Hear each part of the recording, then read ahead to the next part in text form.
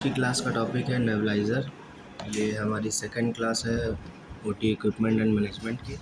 Unit first का second topic nebuliser है। तो देखते हैं आज इसमें क्या क्या पढ़ना है।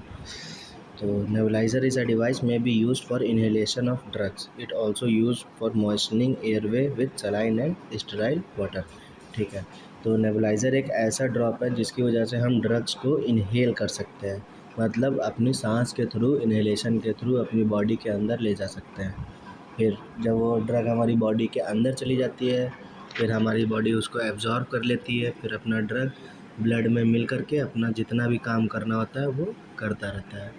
ठीक, it is also use for moistening airways with saline और स्टेराइल वाटर। इसको हम और भी तरह से यूज़ कर सकते हैं, जैसे कि अपना एयरवे को मॉइस्चनिंग करने के लिए, मतलब उसमें थोड़ी सी नॉरिशमेंट प्रोवाइड करने के लिए, नमी प्रोवाइड करने के लिए। क्योंकि कभी कभी ऐसा होता है कि ठंडी सांस लेने के चक्कर में हमारी नाक पूरी जम जाती है ना। और किससे हम लोग मॉइस्ट करते हैं? सलाइन से और स्टेराइल वाटर से। सलाइन मतलब हमारा NS नॉर्मल सलाइन, उसके अलावा क्या हमारे पास स्टेराइल वाटर रहता है, हम उसके हेल्प से अपने एयरवे को नॉरिशमेंट प्रोवाइड कर सकते हैं या मॉइस्चनिंग कर सकते हैं अपने एयरवे की। इन एयरवे हमारा स्टार्ट होता है एक्सटर्नल नोस्ट्रिल से और जाता है कहाँ तक? एल्वुलाई तक। बीच में बहुत सारे पैसेज होते हैं, उसी को हम अपना एयरवे कहते हैं और उसी को हम क्या कहते हैं? Respiratory tract.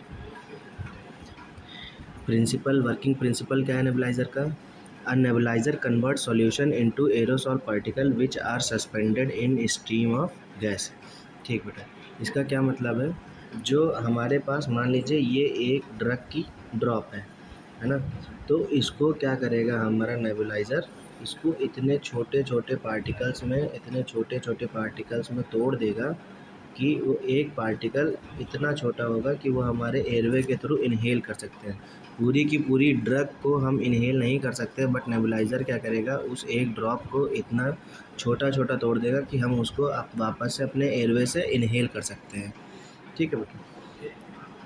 Nebulizer is defined as a process of a reduction of a bulk liquid into fine spray in which large particles are removed by introduction of suitable type of baffle। ठीक बेटा, इसको ऐसे समझ लीजिए कि जो हमारे पास nebuliser है वो कैसे, परफ्यूम समझते हैं ना बेटा? जो हमारे परफ्यूम होता है, परफ्यूम क्या करता है? वो जो लिक्विड भरा रहता है अंदर, है ना, उसको इतने प्रेशर से रिलीज़ करता है कि वो गैस में ऐसे पार्टिकल्स में, एयर में ऐसे छोटे छोटे पार्टिकल्स उसी लिक्विड के फैल जाते हैं ना। अब फिर उनको हम अपने नोज़ के थ्रू स्मेल करके, इनहेल करके उसकी प्लीजेंट और पंजेंट स्मेल बताते हैं कि कैसा है वो। समझ रहे हो बेटा? यही सेम प्रोसेस किसका होता है? नेबुलाइज़र का होता है। नेबुलाइज़र इज़ डिफाइंड एज, ठीक है, ये जो बल्क है हमारा लिक्विड का, ड्रग क्या है? लिक्विड फॉर्म में प्रेजेंट रहती है ना, तो बल्क में प्रेजेंट है तो उसको रिड्यूस करके एकदम छोटे छोटे फाइन स्प्रे में कन्वर्ट कर देता है। इंडिकेशंस क्या है बेटा हमारे पास? Patient with thick tenacious secretions, मतलब जो पेशेंट जिनको थिक टिनेशियस सिक्रीशंस का मतलब होता है बेटा, जिनके सिक्रीशंस ऐसे, मतलब नाक, जब देखते हैं ना जिनको नज़ला हो जाता है, सर्दी हो जाती है, तो कैसे सिक्रीशंस होते हैं? वही होते हैं हमारे थिक टिनेशियस सिक्रीशंस। फिर क्या है? Patient who need to clear secretion but are mouth breather find expectoration difficult. ठीक है, जो पेशेंट है, जो ऐसे पेशेंट जो माउथ से सांस लेते हैं, मतलब मुंह से सांस लेते हैं, लेकिन उनको गले में खराश होती है, एक्सपेक्टोरेशन होती है, डिफ़िकल्ट होता है ना, तो उन पेशेंट्स में भी हम क्या यूज़ करते हैं? नेबुलाइज़र यूज़ करते हैं। Patient whose humidifying system has been bypassed by tracheal tube. ठीक है, जिनका ह्यूमिडिफाइंग सिस्टम बाईपास सर्जरी के थ्रू कहाँ? ट्रैकियल ट्यूब से हो जाता है, उन पे भी हम नेबुलाइजेशन यूज़ करते हैं। मतलब जिन पे टी पीस लगा होता है।